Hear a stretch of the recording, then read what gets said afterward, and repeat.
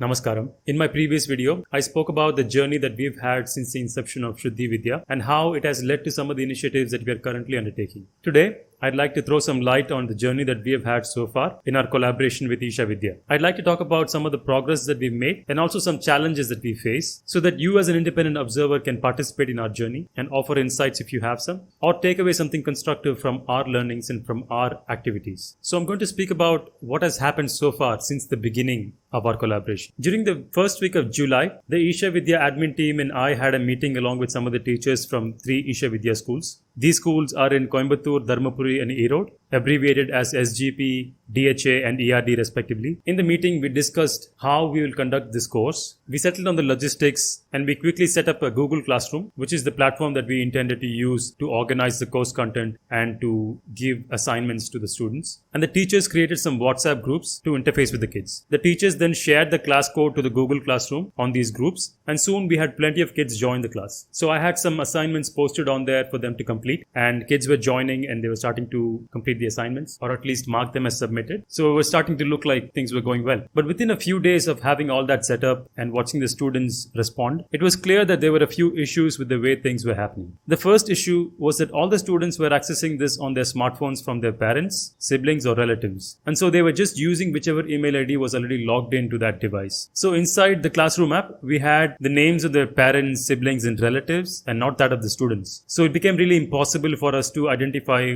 who was who. And it was clear that the students were not aware of the nuance that their account in the classroom was tied to an email ID. So what ended up happening was that they would come into the classroom app using several different email IDs. Basically, whichever one was accessible to them at that point on that device that they were using. So we had to deal with the issue of one student having multiple accounts on the classroom. And because we had created just one class for all the 3 schools, the teachers were having trouble knowing which students were from which school, making it difficult for them to assist them on an individual basis. We were also having trouble on WhatsApp because whatever we were sharing with them in the groups would just drown in the sea of messages posted by the students. So after a couple of weeks of just watching this unfold and witnessing these problems, we decided to reconvene for another meeting where we wanted to discuss how we can make this better. And we agreed on a few things. First, we needed to ensure that each student had their own email ID that was tied to their name and had their name and school in the email address itself. This was critical to the teachers and graders having an easy time in the classroom, because then we would be able to immediately see and know which student it belongs to. And plus, having their own email ID means that even if the student changes the phone, they can just log into their account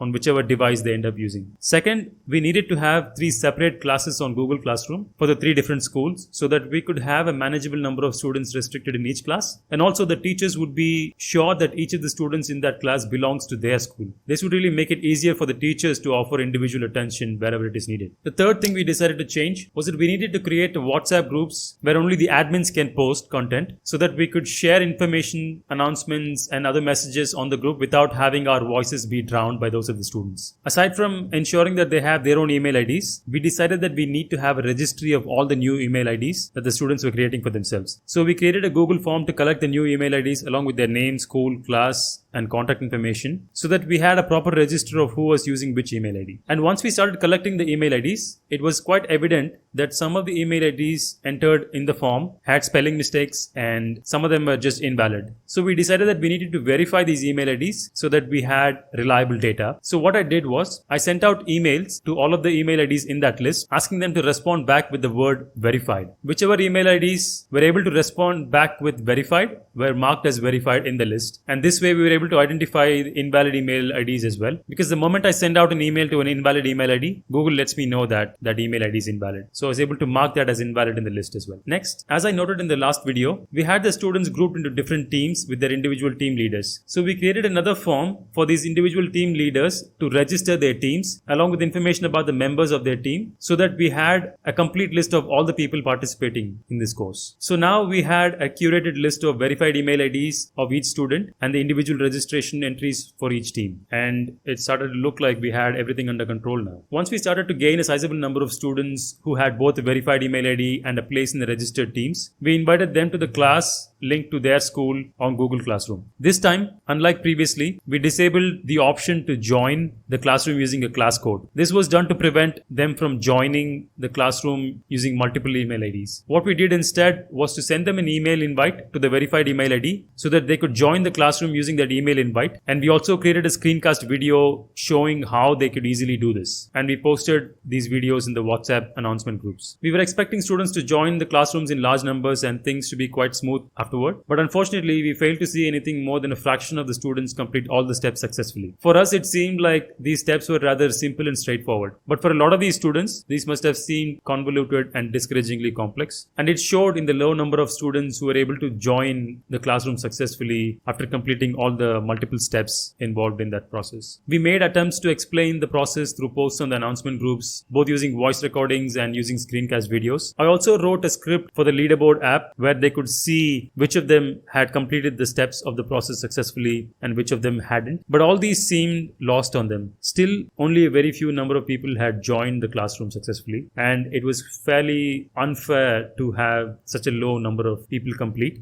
So in order to gain higher participation, we decided that it was acceptable to compromise on the integrity of the process a little bit and make it easy for the students to join the classroom. So we enabled the option to join the classroom using the class code. And once we did this, we again posted a screencast video showing how they can easily join the classroom using the class code. And it did help a lot. Slowly, over the past few weeks, through repeated requests, we managed to gain a sizable chunk of students to join the class in each of the schools. And during the first week of August, we posted our first assignments in the classroom, and we've already received a lot of responses from them. As of this recording, we are currently on the week 2 of assignments and are awaiting responses for those. Things are definitely improving and showing promise, but it is not without challenges. Although the numbers have improved a great deal, the situation still isn't outstanding. Out of the 506 students who are expected to be a part of this, only 187 have actually joined the classroom across all the 3 schools. And of those 187, 70 have never submitted anything. So these are basically kids who just joined the classroom and just left it at that. They haven't really submitted anything. And of those people who've submitted something, not all of them have submitted for all of the assignments, and not all of the submissions are actually effortful submissions. Some of them just click on the submit button without having done any work. So that is also an issue. But like I said, things have been improving slowly and steadily. And I believe it has to do with the fact that a lot of the issues faced by the students comes along with low technology literacy that is prevalent in a lot of these students. We have to remember that these are rural children who don't have the highest of exposures to technology. And a lot of them don't have adults in the house who themselves know how to use technology properly. So they're understandably struggling a little bit. So one other thing that could explain the issues that we are facing with regards to the low participation is the fact that a lot of these kids are using their parents' mobiles or somebody else's mobiles, and their parents do go to work during the day. So they have very limited availability of the smartphone. So that also could help explain why not everybody is being proactive. And also, all of our course content and instructions and everything are written in English, and not everybody is as proficient with English as some others. So that also could contribute to them not knowing exactly what to do. And I've had some candid conversations with some of the teachers from these schools, and I've learned that some kids are just not interested in completing assignments. So that is also an issue because we are now in a remote learning kind of an environment, and not everybody is proactively motivated to do schoolwork. So some kids are in that zone where they may not be as motivated to complete schoolwork. So that is also a contributor. But as I've noted earlier, things are improving day by day.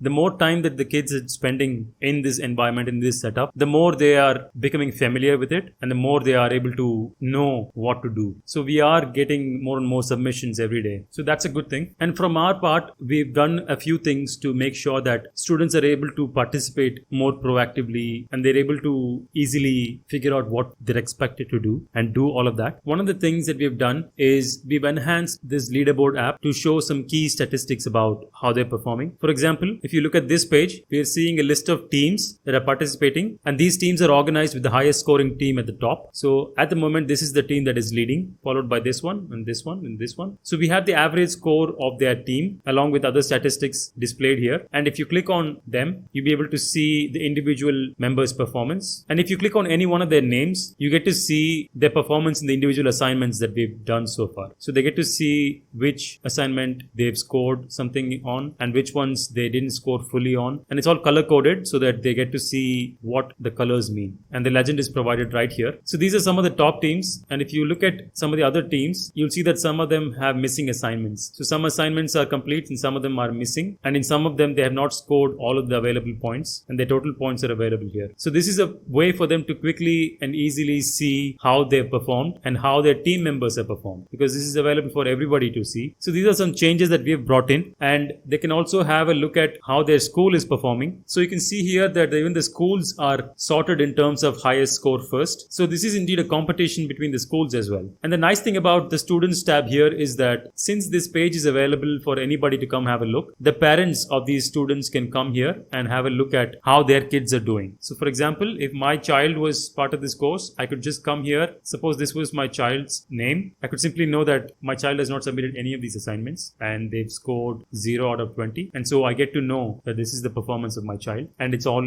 updated frequently. So anybody interested can just have a view on how these kids are performing. Now I know that this video contained a lot of information and not all of you may have wanted to hear all of this, but the reason why I'm making this video with as much detail as I'm sharing is to ensure that we are transparent in how we are conducting this collaboration. And transparency is helpful because we want to include as many people as we can in this journey. And along the way, you can share your insights with us and we can share our learnings from our activities with you in case you want to replicate this elsewhere. In case you have any suggestions or insights to share, please post them down below in the comments so that we can learn something from others. And also, if you'd like to know more about what we are doing, please also post them in the comments and I'll be sure to get back to you on that. Please like and share this video so that others can know about it, and also subscribe to our channel and press the notification bell icon so that you receive updates about our future activities. Thanks for watching. See you in the next one.